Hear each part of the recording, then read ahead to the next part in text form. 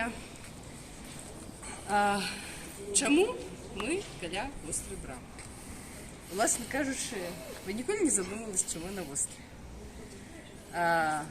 Некаторыя кажуць, што тут быў нейкі востры кут, але мы не бачым насамрэч гэта кута, нават калі паглядзець звонку, зверху.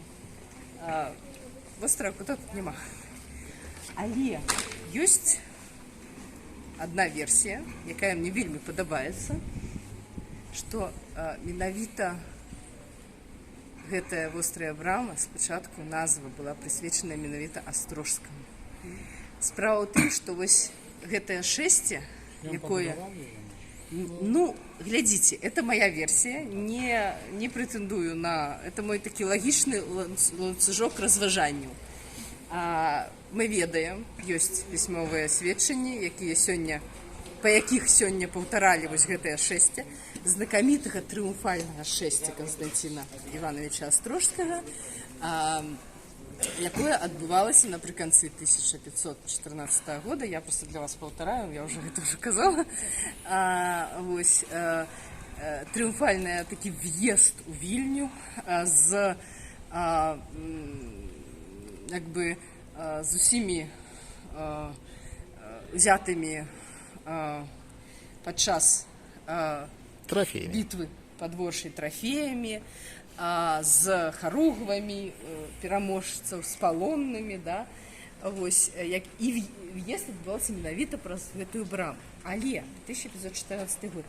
Нагадваю, што гарадскую сцяну з брамамі пачалі будаваць у 1503, а скончылі ў 1520-х годах.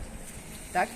І, напэўна, магчыма, нават яна яшчэ не дабудаваная была.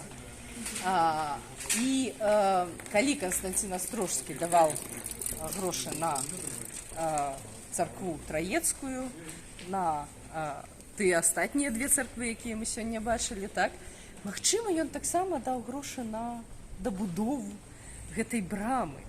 І, можа быць, менавіта з-за гэтага яна стала называцца спачатку Астрожская, пасля вострай. Ну, гэта такая моя версія, но насамрэч ёй шмат хто прытрымліваецца так ці інакш. Некаторыя кажуць, што тут, магчыма, часткова былі уладанні, таксама недзе побач.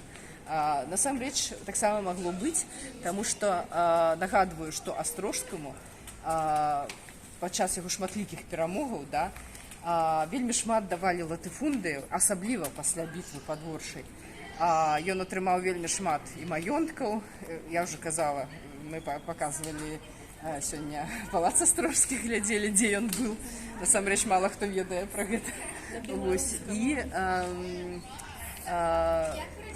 Які таксама падараваў яму вялікі князь. І вот менавіта, дарэчы, вялікі князь персанальна дазволіў яму аднаўляць гэтыя цэрквы. Разумееце, ён атрымаў персанальны дазвол на аднаўленне гэтых цэркваў. Ну вот і вострая брама таксама гэта фактычна помнік. Ну, я так думаю.